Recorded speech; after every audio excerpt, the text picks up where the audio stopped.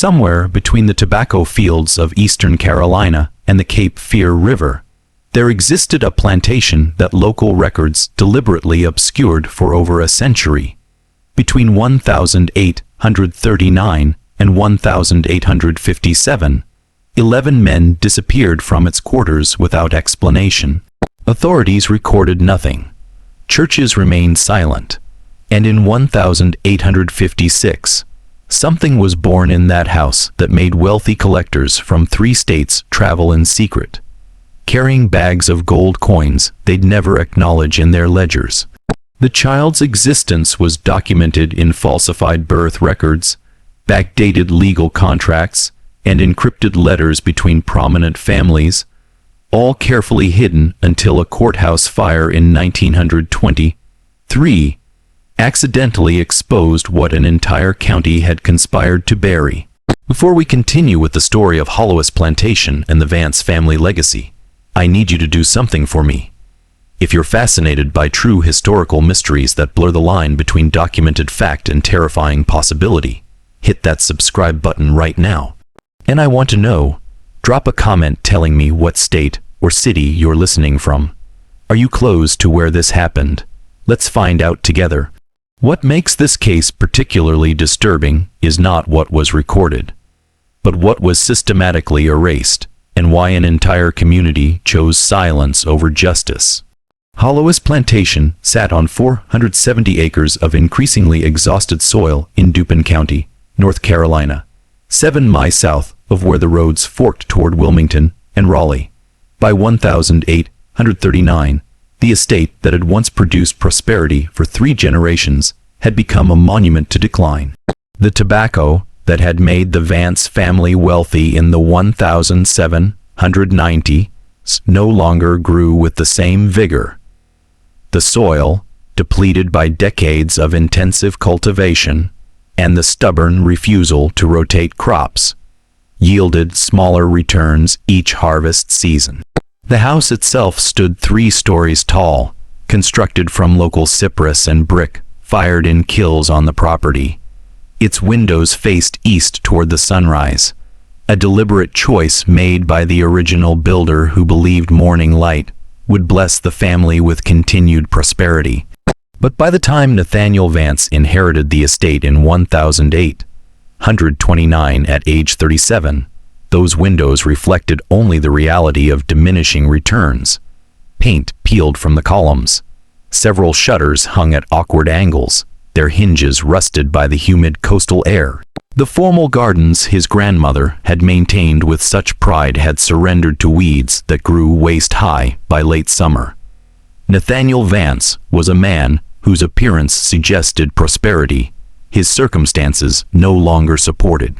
He stood just under 6 feet tall with the broad shoulders and thick hands of someone who had once performed manual labor, but had spent the last 2 decades avoiding it. His hair, still mostly dark at 47, was always pomadated and combed with precision. He wore tailored coats from a Wilmington cloyer, even though he hadn't paid the man's invoices in 3 years.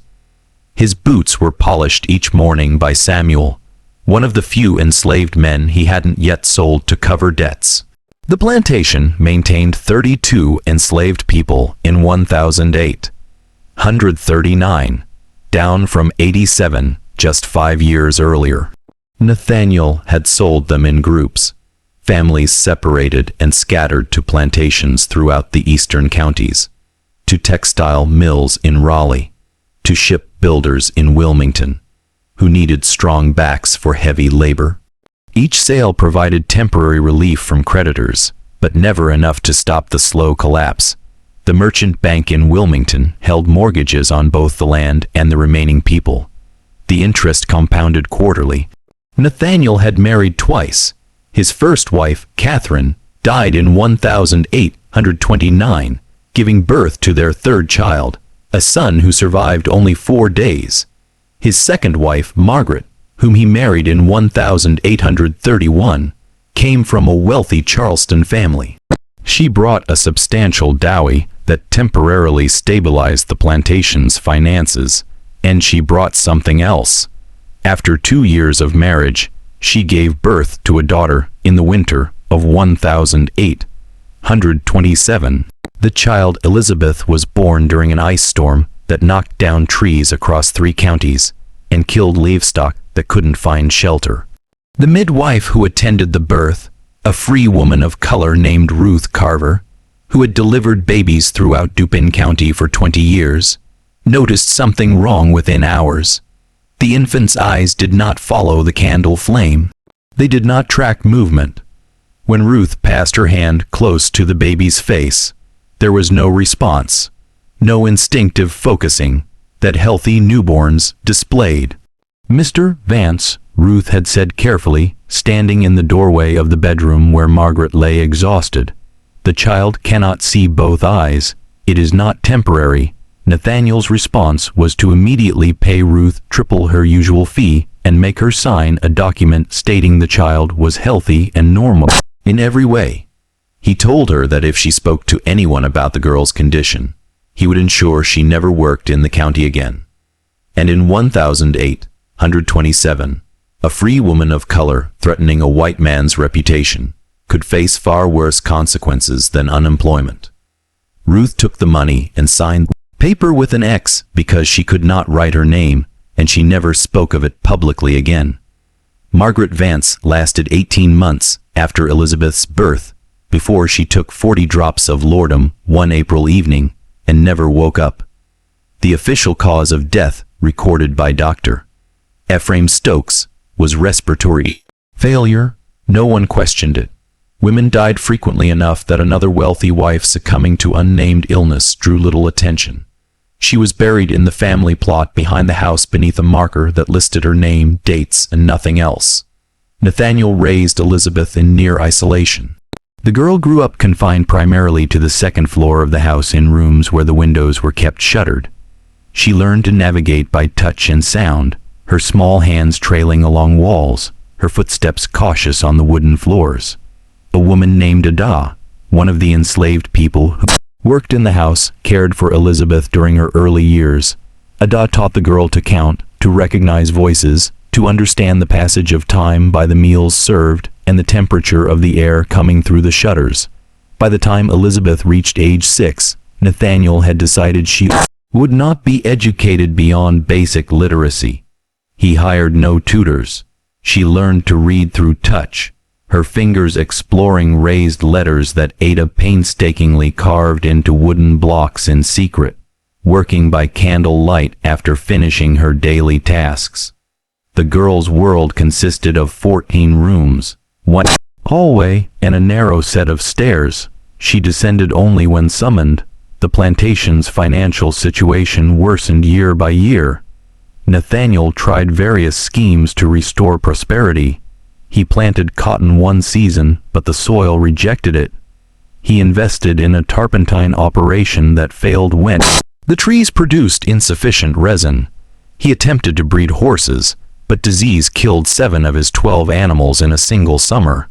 By 1838, he had sold nearly everything of value except the land itself and the people who worked it.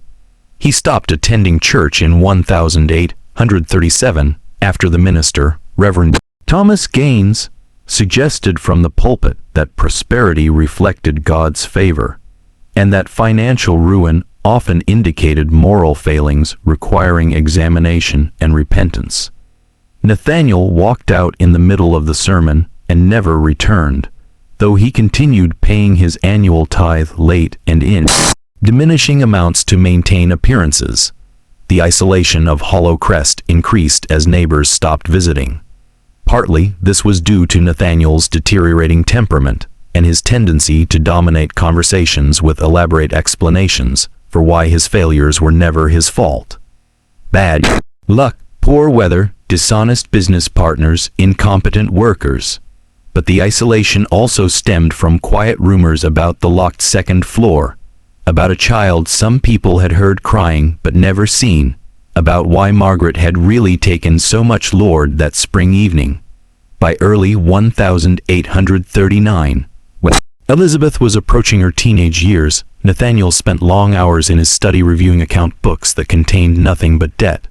The merchant bank in Wilmington had begun foreclosure proceedings. He had perhaps 18 months before they would seize everything: the house, the land, the people, every remaining possession.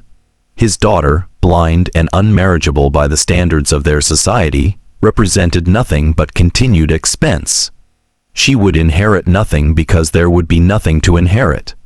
It was during one of these long evenings reviewing documents and drinking whiskey that burned his throat that Nathaniel discovered something in his late father's papers. A legal precedent, a case from 1791 involving a dispute over inheritance and property classifications. The case hinged on a technical interpretation of North Carolina law regarding children born to enslaved mothers versus children born to free women, and the specific circumstances under which a child might be legally reclassified based on parentage documentation. The details were complex, full of legal language that Nathaniel had to read 3 times before he understood the implications. But once he grasped it, an idea formed that was so monstrous, so calculated, that it would have seemed impossible if not for the desperate mathematics of debt that surrounded him.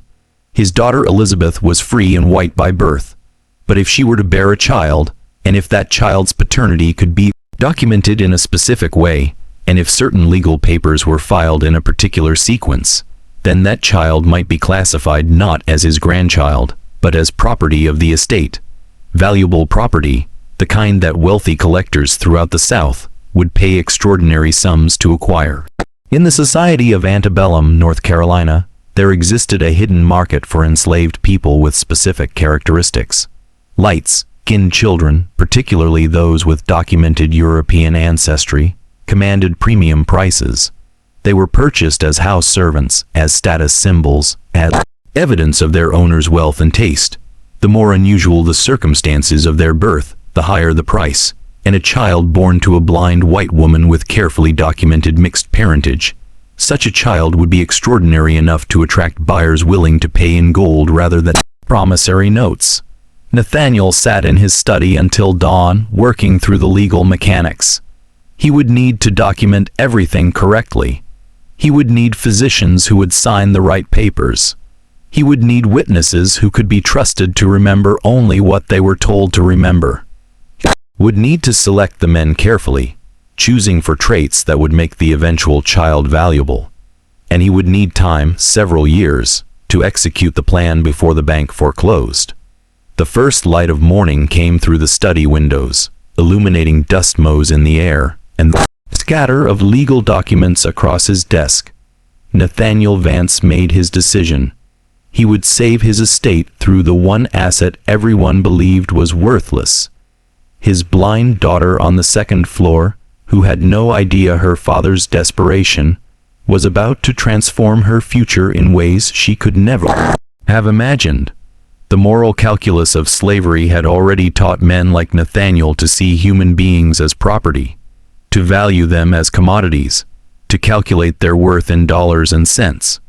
What he planned was simply an extension of that logic applied to his own bloodline.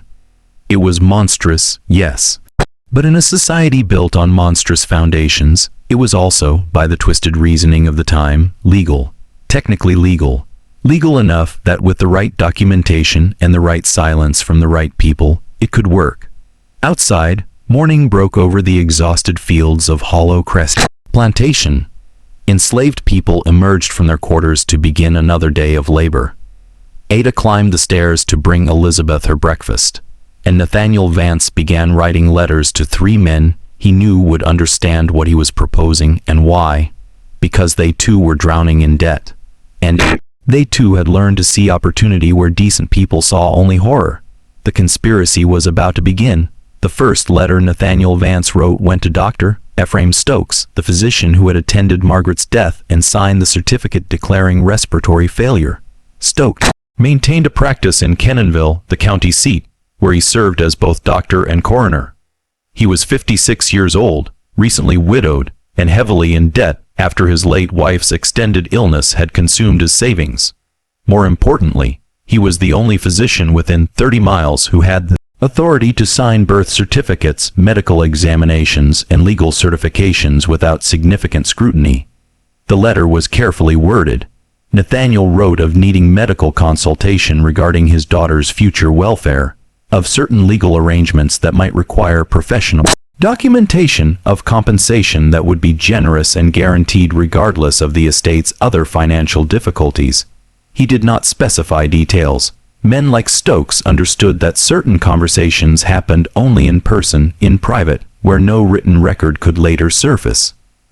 Second letter went to Magistrate Calvin Pritchard, who presided over legal matters in Dupin County from an office above a tobacco warehouse in Kenansville.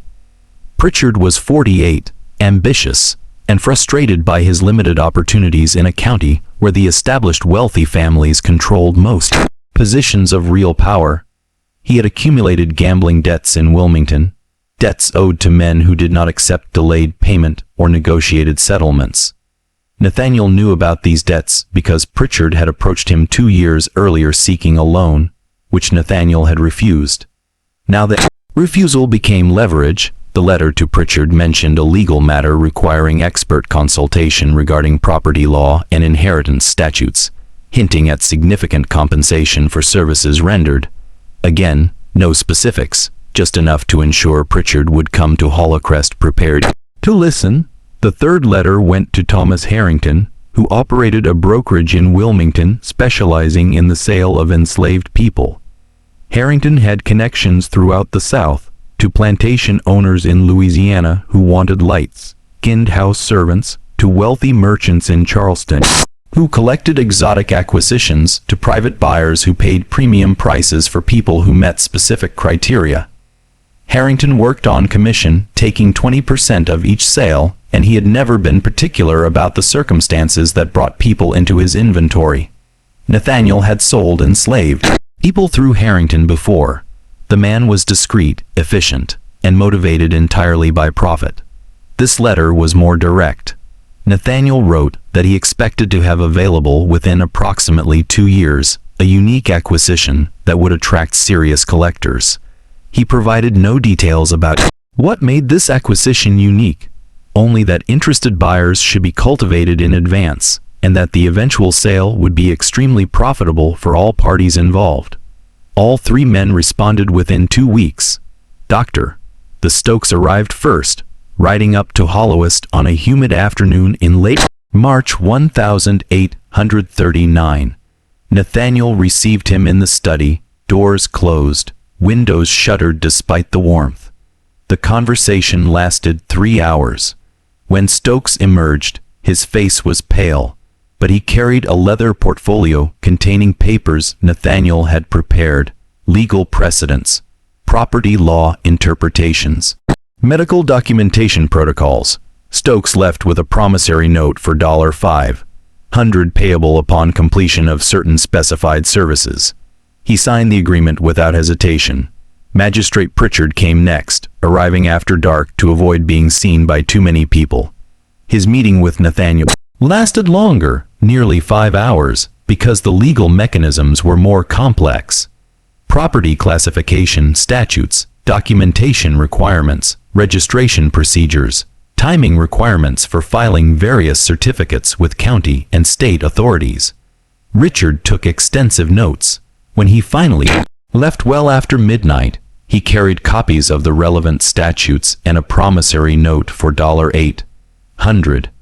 He also carried Nathaniel's explicit promise that those gambling debts in Wilmington would be settled in full from the proceeds of the eventual sale. Thomas Harrington required no in-person meeting. His response letter, written in the careful code language of his profession, indicated he understood exactly what was being proposed. He had 3 potential buyers already in mind: a plantation owner near Baton Rouge who collected unusual acquisitions, a Charleston merchant who operated a private salon featuring exotic servants, and a wealthy Virginia family seeking a particular kind of status symbol. All 3 would pay between $300 and $500 for the right acquisition. Harrington's commission would be 20% as always. He suggested Nathaniel begin the process as soon as possible as market conditions were favorable and discretion was guaranteed. With his conspirators secured, Nathaniel turned to the most delicate part of his plan, preparing Elizabeth. The girl was now approaching her teenage years, navigating her second-floor prison with the confidence of long practice. Ada still cared for her, bringing meals, reading to her in the evenings, helping her bathe and dress. Elizabeth trusted Ada completely. That trust would be essential. Nathaniel began by changing Elizabeth's routine. Instead of taking meals in her room, she was now required to come downstairs to the formal dining room once each week. She was terrified at first. The stairs were a challenge she had rarely attempted, but Ada helped her, guiding her step by step, until she learned the count. 16 steps down, turn left, 12 paces to the dining room door. During these meals, Nathaniel spoke to Elizabeth about duty and family obligation. He told her the plantation was in danger, that they might lose everything, that she needed to understand her role in preserving their legacy. He never mentioned specifics, not yet. He simply accustomed her to being downstairs, to following instructions, to accepting that her father's plans were not subject to her understanding or approval. In May of 1839, Nathaniel began selecting the men. He reviewed the enslaved population of Hollowcrest with the cold calculation of someone breeding livestock for market. He wanted specific physical characteristics: height above average, symmetrical features, lighter skin tones if possible, no obvious physical defects or scars. He also wanted men who were young, healthy, and unlikely to resist or attempt escape afterward. The first man he selected was named Jacob. He was 24 years old, tall, and strongly built from years of field labor. His mother had been part of the household when Nathaniel's father ran the plantation. His father had been a white overseer who left North Carolina before Jacob was born. Jacob's skin was several shades lighter than most of the other enslaved people at Hollowest, and his features suggested mixed ancestry. He could read and write, forbidden skills that Ada had secretly taught him years earlier, and he worked as the head of one of the field crews.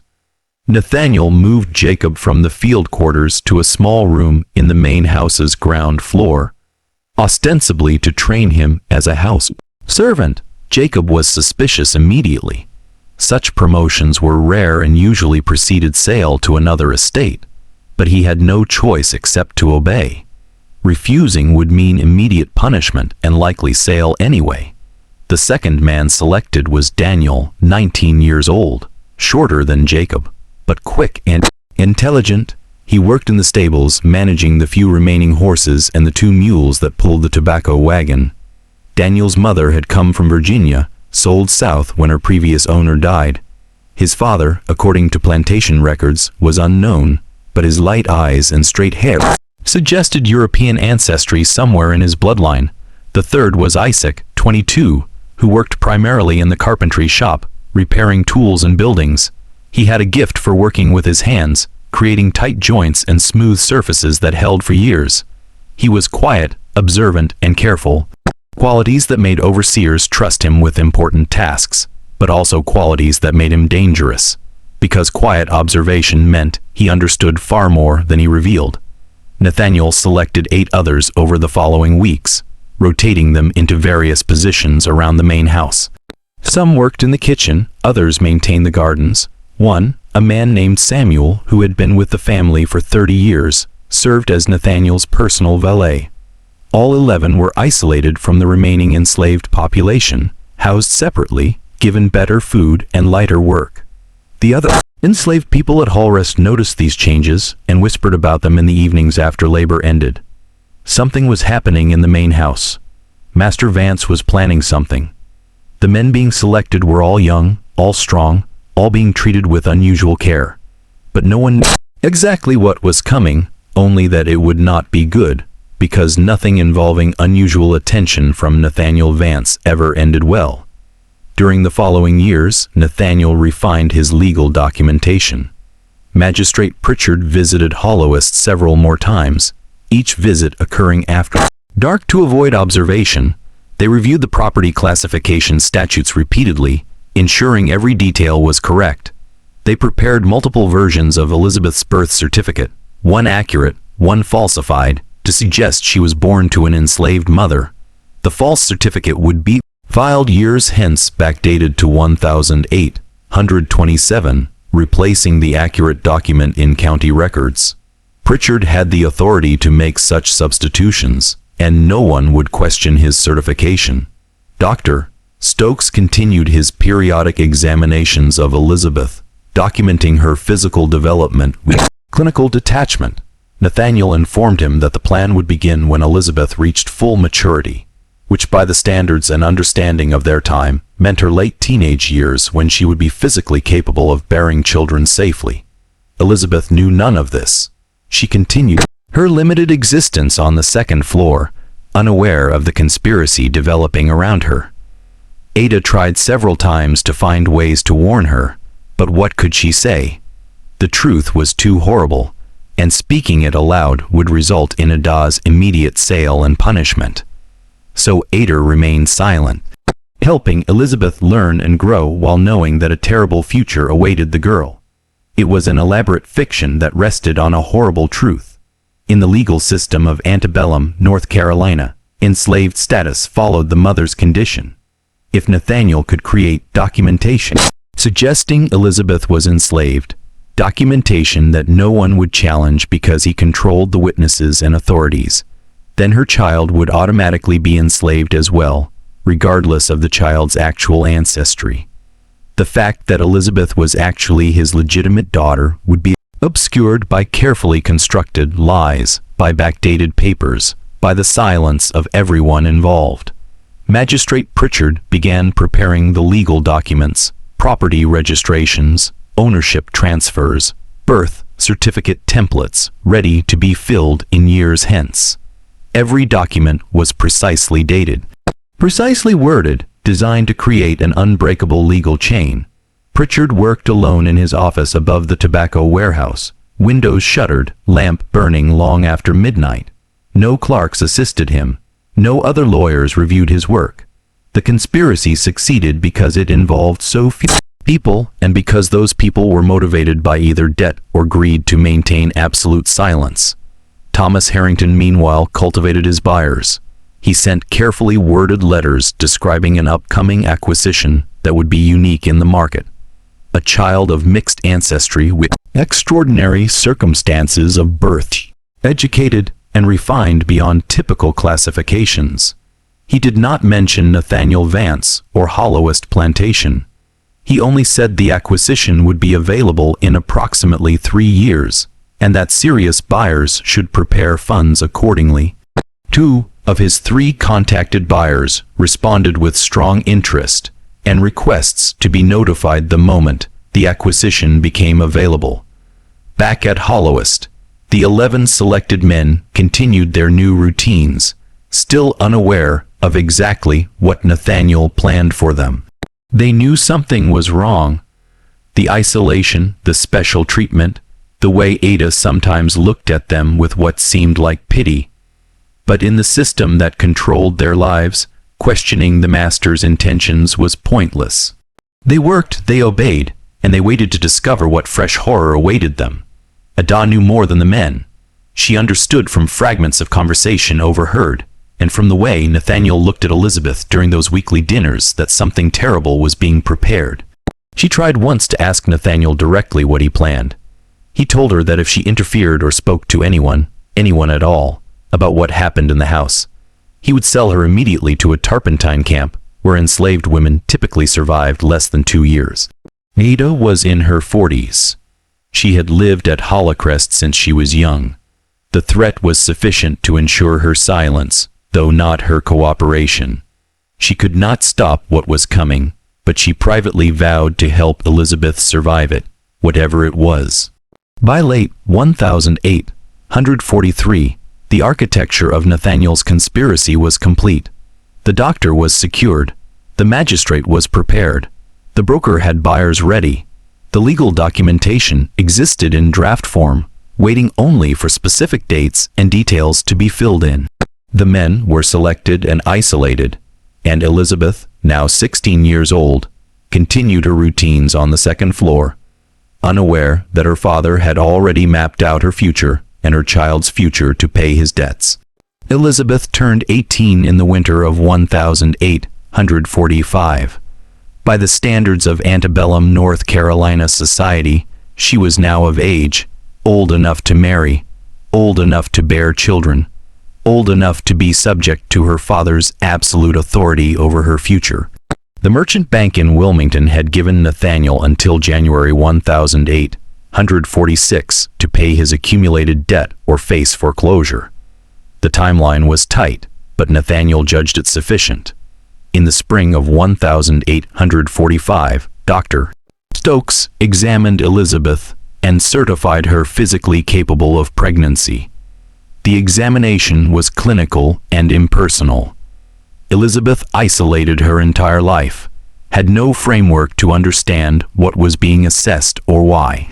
Stokes documented everything and signed the medical certificate that Nathaniel required for his legal documentation.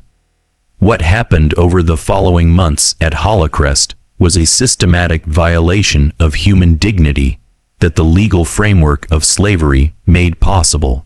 Nathaniel executed his plan with cold precision. The 11 men, one after another, were brought into situations they could not refuse under threat of violence, sale, or death. Elizabeth, blind and isolated, had no power to resist her father's control. Ada, witnessed to everything, was powerless to intervene without facing her own destruction. The details of these months need not be explicit to convey their horror. What matters is understanding that this was not violence born of passion or rage. It was calculated exploitation, documented and planned, executed with the systematic efficiency of a business transaction. The men involved were victims as much as Elizabeth, forced into actions they would never have chosen, threatened with consequences they could not escape. By July of 1845, Dr. Stokes confirmed Elizabeth was pregnant. The plan moved to its next phase, maintaining the pregnancy, preparing for birth, and ensuring all legal documentation would be ready for the moment the child arrived. Elizabeth spent her pregnancy in the same second-floor rooms where she had spent her entire life. Ada cared for her, bringing meals the girl barely touched. Elizabeth's body changed in ways that terrified her. Movements inside her that she didn't understand. Physical discomfort she had no context to interpret. Ada tried to explain, tried to prepare her. But how do you prepare someone for giving birth to a child conceived in such circumstances? Nathaniel treated the pregnancy as a business matter. Dr. Stokes visited regularly to ensure everything progressed normally. Nathaniel corresponded with Thomas Harrington about potential buyers. Magistrate Pritchard finalized the legal documents that would classify the child as enslaved property from birth. The falsified documentation was elegant in its deception. Pritchard had created a complete backstory. Elizabeth was actually the daughter of an enslaved woman named Sarah, who had worked at Holrest years ago. Nathaniel had adopted this child out of charity and raised her in the house because of her blindness. Documents backdated to 1827 supported this fiction. The real birth certificate for Elizabeth was removed from county records and replaced with the falsified version. Now, legally, Elizabeth herself was enslaved, which meant her child would be born into slavery automatically, regardless of paternity. In November of 1845, something occurred that threatened to expose the conspiracy. Reverend Thomas Gaines, the minister Nathaniel had stopped attending years earlier, decided to visit Holloist to check on his wayward parishioner. Nathaniel had not been to church in 8 years. The Reverend arrived unannounced on a cold afternoon. They discussed theology and community matters in the parlor. Then Gaines mentioned he had heard rumors that Nathaniel's daughter was unwell, and asked if he might visit her to offer prayer and comfort. Nathaniel's mind raced. Elizabeth was now visibly pregnant. If Gaines saw her, questions would arise that could not be satisfactorily answered. "My daughter is resting," Nathaniel said carefully. "She has been ill, and the doctor has ordered complete quiet. Perhaps another time Reverend Gaines, sensing something amiss, pressed gently, but Nathaniel remained firm. The Reverend left troubled, but took no immediate action. In a society where men controlled their households absolutely, and interference in family matters was considered inappropriate, Gaines's discomfort was insufficient to trigger investigation. Winter arrived. Elizabeth's pregnancy entered its final weeks. Dr. Stokes prepared for the delivery with the same clinical detachment he had shown throughout. On March 4, 1846, after a difficult labor that lasted nearly 20 hours, Elizabeth gave birth to a son. The child was healthy with features that clearly showed mixed ancestry, European and African, in roughly equal measure. The infant was exactly what Nathaniel had calculated: valuable. Elizabeth, exhausted beyond measure, asked in a broken voice if she could hold her baby. Nathaniel refused. The child was taken immediately for documentation. Ada, standing nearby, felt something inside her break permanently watching a mother denied her newborn child. Dr. Stokes carried the infant downstairs to the study where Magistrate Pritchard was waiting with documents already prepared. The birth certificate was filled out. Child born to Sarah, enslaved woman, deceased, father unknown, born March 4, 1846, property of Nathaniel Vance. Pritchard signed and affixed his official seal. Stokes added his signature as attending physician. The fiction was now legal fact. The child was given the name Thomas, no surname as enslaved people typically had none. He was placed with a wet nurse, an enslaved woman named Rebecca, who had recently given birth herself. Elizabeth, recovering upstairs, could sometimes hear the infant crying, but was never permitted near him. Nathaniel immediately contacted Thomas Harrington. The bidding began at $3,000 and quickly rose. By the end of March, the price had reached $4,700, more than enough to satisfy the merchant bank and save Hollowist from foreclosure. The buyer who paid the highest price was Charles Ruttold, a plantation owner from outside Baton Rouge, Louisiana. He was 46 years old, wealthy from sugar production, and known among certain circles for collecting unusual human acquisitions for his household. His plantation employed over 200 enslaved people, and among them were several dozen who served as display pieces rather than field laborers. Ruttold had a particular interest in children who could be raised from infancy to be completely dependent on him.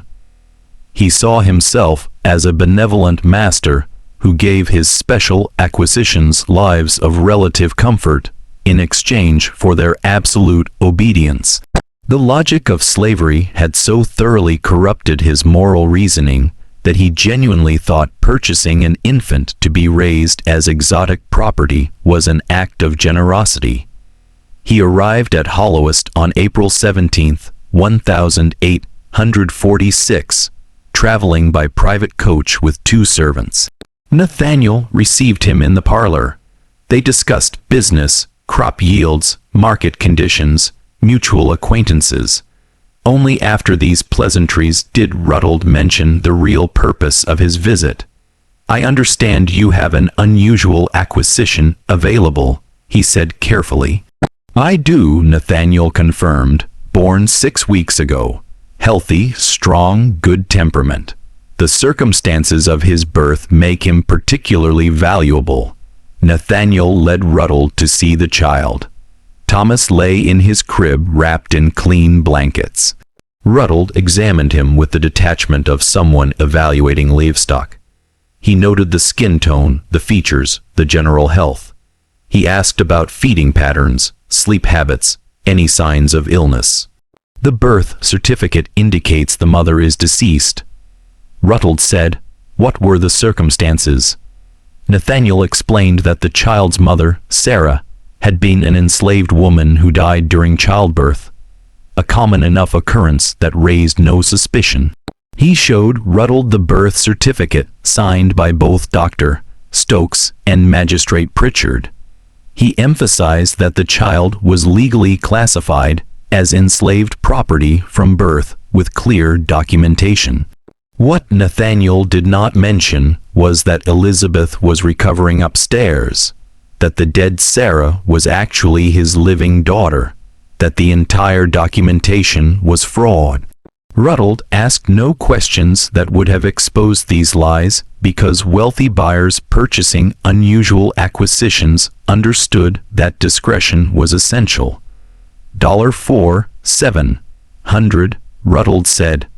Payable in gold today if the child can travel immediately. Agreed, Nathaniel said without hesitation.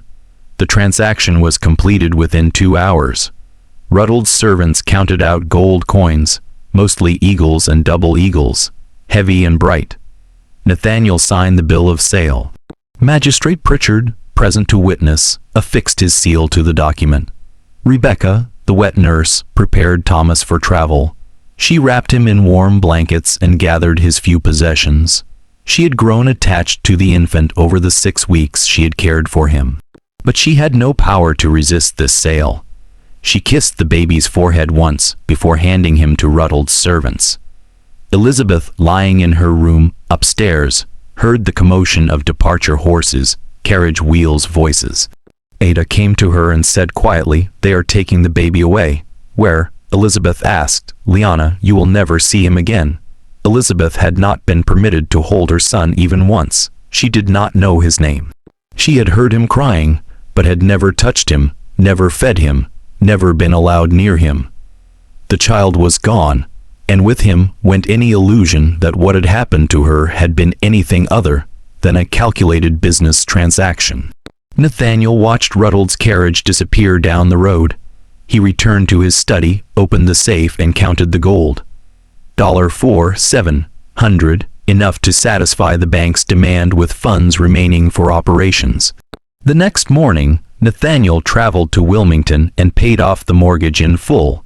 The bank's president congratulated him on finding resources to save his estate. The foreclosure was canceled. Hollowest was saved. But the conspiracy had left too many witnesses, too many people who knew fragments of truth. Nathaniel understood that his secret was only as safe as the silence of everyone involved. And silence, he knew, was difficult to maintain indefinitely. The first crack in the conspiracy appeared 8 months after the sale in December of 1846. Isaac, one of the 11 men, attempted to end his own life. He was discovered and stopped before he succeeded, but the attempt itself signaled that the psychological toll of what had occurred was becoming unsustainable. Isaac had been unable to reconcile what he had been forced to do with his continued existence. Nathaniel had him punished for the attempt and then sold him to a plantation in Virginia. The sales served 2 purposes: punishment and elimination of a witness. Isaac disappeared from Dupin County, taking his knowledge with him, but also spreading it in whispered fragments to people he encountered in his new location. Ada remained at Hollowest, still caring for Elizabeth, but her demeanor changed. She became withdrawn, speaking less, moving through her duties mechanically. Other enslaved people noticed and asked what was wrong, but Ada would not explain. The weight of what she had witnessed, combined with her inability to prevent or expose it, was crushing her spirit day by day. In March of 1847, exactly 1 year after Thomas's birth, Elizabeth's psychological state deteriorated sharply. She had been largely withdrawn since the delivery, barely eating, speaking only in monosyllables, spending her days lying in bed, staring sightlessly at the ceiling. Now she began having episodes, screaming without provocation, refusing food for days, retreating so far into herself that Ada feared she might never return. Dr. Stokes was summoned. He examined her and declared she was suffering from nervous hysteria, a common diagnosis for women experiencing severe distress. His treatment consisted of laudanum and confinement. Elizabeth was kept sedated for weeks at a time, existing in a fog that provided no actual healing, only temporary suppression of symptoms. Nathaniel found her condition inconvenient. She required constant supervision. Ada could no longer manage her alone, so Nathaniel had to assign another enslaved woman to help. The additional attention meant more people aware that something was deeply wrong in the household, more potential witnesses to fragments of truth. In June of 1847, Reverend Gaines made another attempt to visit Elizabeth. He had been troubled by his previous encounter and had heard rumors in town that the daughter was gravely ill. This time he arrived unannounced, hoping to catch Nathaniel unprepared. He succeeded. Nathaniel was away in Kenansville on business when Gaines arrived. Ada answered the door. The Reverend explained he had come to offer spiritual comfort to Elizabeth. Ada, exhausted and desperate, made a decision that would have consequences. She let him in. Gaines climbed the stairs to Elizabeth's room. He found her lying in bed, thin and pale, eyes open, but unseeing, clearly suffering from something far beyond ordinary illness. He sat beside her and asked gentle questions. At first, she did not respond, then slowly she began to speak. She told him fragments of what had happened. She did not have clear vocabulary to describe everything, but she spoke of confinement, of her father's plans, of men brought to her room, of pregnancy, and a child taken away. The story came out disjointed and incomplete, confused by medication and trauma. But Gaines understood enough to be horrified. When Nathaniel returned that evening and discovered Gaines had been in the house, he felt cold fear for the first time in years. He found Gaines sitting in the parlor waiting. "Nathaniel," the Reverend said quietly, "what have you done? My daughter is deeply troubled." Nathaniel replied carefully, "She suffers from nervous hysteria. Her mind creates fictions. Dr. Stokes has documented her condition. Whatever she told you is the product of illness, nothing more. I do not believe you." "Then believe Dr. Stokes. Believe Magistrate Pritchard. Believe anyone in this county who will tell you that my daughter has been unwell for years and that her words cannot be trusted." Gaines left that evening, but he was not satisfied.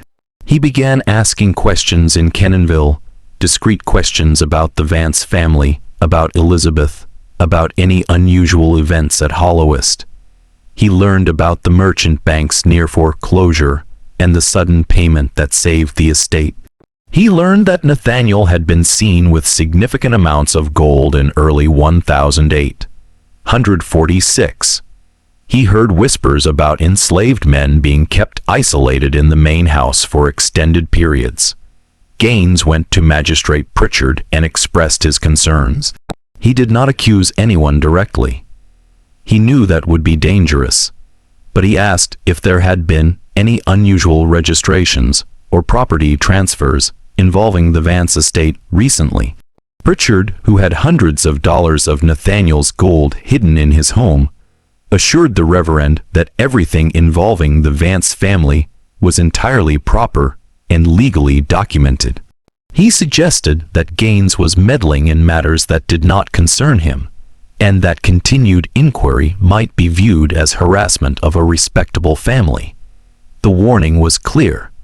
Gaines understood that pursuing the matter further would make him enemies among the county's power structure. He was a minister with no legal authority, no investigative power, and no allies willing to challenge men like Nathaniel Vance and Calvin Pritchard. He recorded his suspicions in a private journal, but he took no further action. The conspiracy held because everyone with power had motivation to protect it. Dr. Stokes had been paid and had signed documents that would destroy his medical license if exposed as fraudulent. Magistrate Pritchard had facilitated fraud and falsified official records.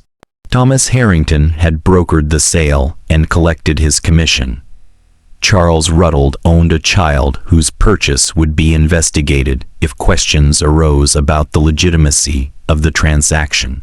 And Nathaniel needed the entire structure to remain hidden to preserve his estate and avoid prosecution.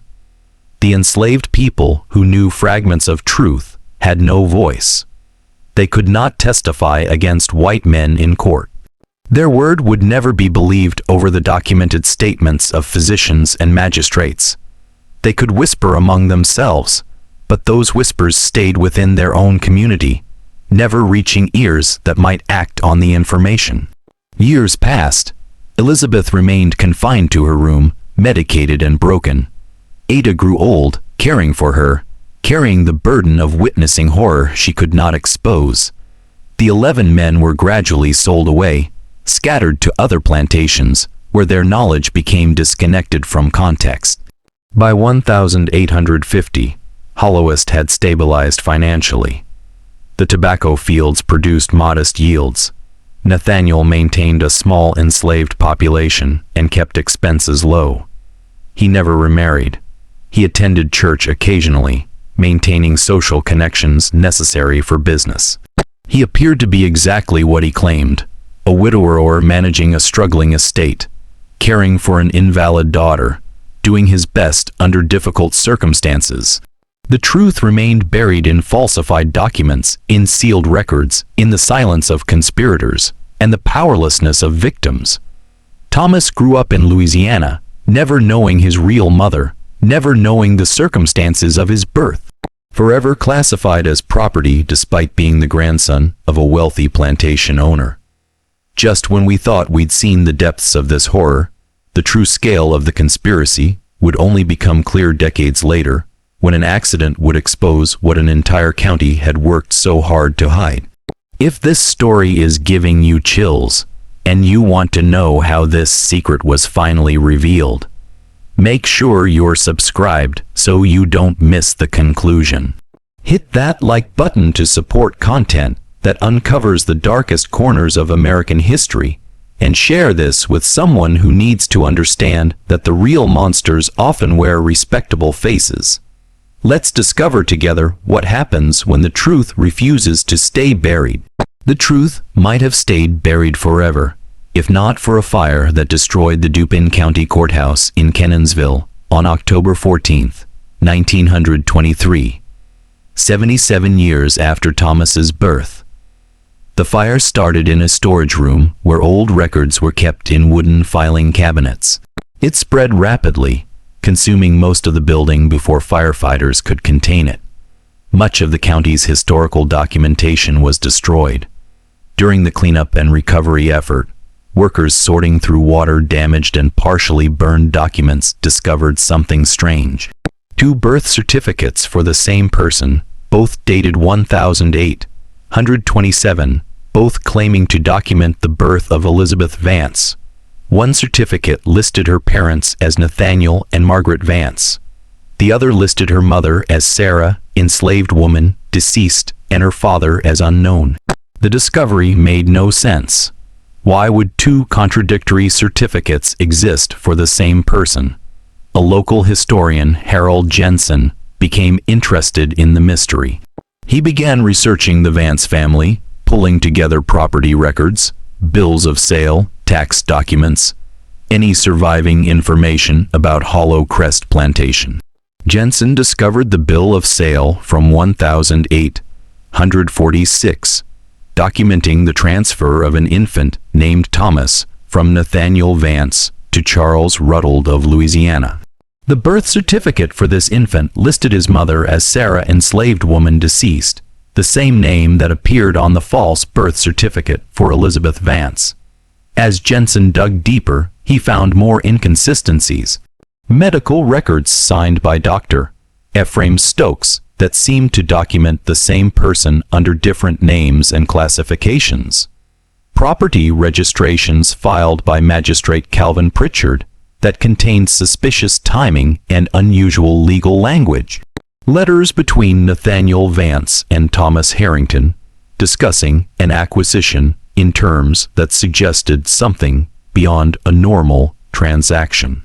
Jensen published his findings in the Dupin County Historical Quarterly in 1924 under the title The Vance Family Mystery: Evidence of Documentary Fraud in Antebellum Property Records. His article carefully avoided making explicit accusations. He could not prove what had actually happened, only that the documents contained contradictions suggesting deliberate falsification. The article attracted attention from other historians and researchers. Some dismissed Jensen's work as over-interpretation of damaged documents. Others argued he had uncovered evidence of one of the most disturbing cases of legal exploitation in North Carolina's history. A father selling his own grandson by deliberately classifying the child as enslaved property through fraudulent documentation. Additional evidence surfaced over the following years. A diary kept by Reverend Thomas Gaines was discovered in a church archive in 1931. It contained entries describing his visits to Hollowcrest, his conversation with Elizabeth, his suspicions about what had occurred, and his frustration at being unable to pursue the matter due to the county's power structure protecting Nathaniel Vance. In 1947, a descendant of Ada located a collection of letters Ada had written late in her life to a friend. These letters, never mailed, were found among Ada's possessions after her death. In them, she described in painful detail what she had witnessed at Hollowest, the conspiracy, the systematic exploitation, the birth of Thomas, the sale to Charles Ruddle. She wrote, "I witnessed evil that I was powerless to stop, and that powerlessness has haunted me every day since. That child was born innocent into a system that made him property, and his own grandfather sold him for gold." These discoveries built a circumstantial case that historians now largely accept as accurate. Nathaniel Vance, facing financial ruin, orchestrated a conspiracy involving a physician, a magistrate, and a broker to exploit his blind daughter for profit. He used falsified legal documents to classify her child as enslaved property and sold that child to a Louisiana buyer for $4,700, using the proceeds to save his plantation from foreclosure. The conspiracy succeeded because it exploited the legal framework of slavery, which already classified human beings as property and gave masters nearly absolute power over them. It succeeded because the people with authority, doctors, magistrates, brokers, were motivated by debt and greed to participate. And it succeeded because the victims had no voice in a society that systematically denied them legal standing, credibility, and power. Elizabeth Vance died on November 3, 1863, at age 36. Having spent the last 17 years of her life confined to her room at Hollowest, heavily medicated and psychologically destroyed. She was buried in the family plot without ceremony. The official cause of death was listed as respiratory illness, but Ada's letters suggest Elizabeth simply stopped eating and drinking, choosing relief over continued suffering. Nathaniel Vance survived until 1871, dying at age 79. He never faced legal consequences for what he had done. He maintained his position in the community until the Civil War disrupted plantation society. After the war, he lived quietly at Hollowest. The estate diminished, but still functioning. He was found dead in his study one morning in February, a half-empty bottle of whiskey beside him and account books spread across his desk, still calculating profits and losses until his final moments. Dr. Ephraim Stokes died in 1854 of a stroke. Magistrate Calvin Pritchard was killed during the Civil War in 1864 when a Union cavalry unit raided Kennonville. Thomas Harrington continued his business until the Emancipation Proclamation, after which he declared bankruptcy and died in poverty in 1867. Ada lived until 1882, surviving long enough to see the end of slavery, but never recovering from the trauma of what she had witnessed at Hollowest. Her letters suggest she viewed her long life as punishment rather than blessing, forced to live with memories she could never escape and knowledge she had been powerless to act upon. Of the 11 men involved in Conspiracy as victims, records suggest 9 were sold to other plantations between 1846 and 1852. One remained at Hollowest until the Civil War when he fled north and was never seen again. Isaac, who attempted to end his life and was sold to Virginia, died there in 1851 under circumstances recorded only as accident. Whether it was truly an accident or another attempt that succeeded, no one knows. Charles Ruttold, the Louisiana buyer, continued operating his plantation until 1863, when Union forces seized it during the war. The fate of Thomas, the child he purchased in 1846, is unknown. No records exist describing what happened to him after childhood. He may have escaped during the chaos of the Civil War. He may have died young, as many enslaved children did. He may have lived a long life, eventually gaining freedom, never knowing the truth about his birth or the circumstances that made him property instead of heir. Hollow Crest Plantation still exists, though in ruins. The main house collapsed in the 1950s, leaving only the brick foundation and parts of the first floor walls. The land is privately owned, used for timber farming. Local preservation groups have occasionally discussed documenting the site's history, but the darkness of what occurred there makes it difficult to commemorate. The story of what happened at Hollowest between 1839 and 1846 represents one of the most disturbing documented cases of how the legal framework of slavery could be manipulated to commit atrocities that were technically legal within their historical context. It demonstrates how systems of oppression, once established, can be exploited in ways that follow logically from the fundamental premise that human beings can be property. It also reveals the profound powerlessness of victims within such systems. Elizabeth, blind and isolated with no legal standing to resist her father. The 11 enslaved men forced into actions they would never have chosen under threat of death or sale. Ada, witnessing everything but unable to speak or act without facing destruction herself. And Thomas, born into slavery because his grandfather's desperation and the law's definitions intersected to deny him the freedom his ancestry should have guaranteed. What do you think of this story? Do you believe everything was revealed, or do you think there are still secrets buried in Dupin County's soil? The documents discovered in 1923 opened a window into this horror. But how many similar cases remain completely hidden?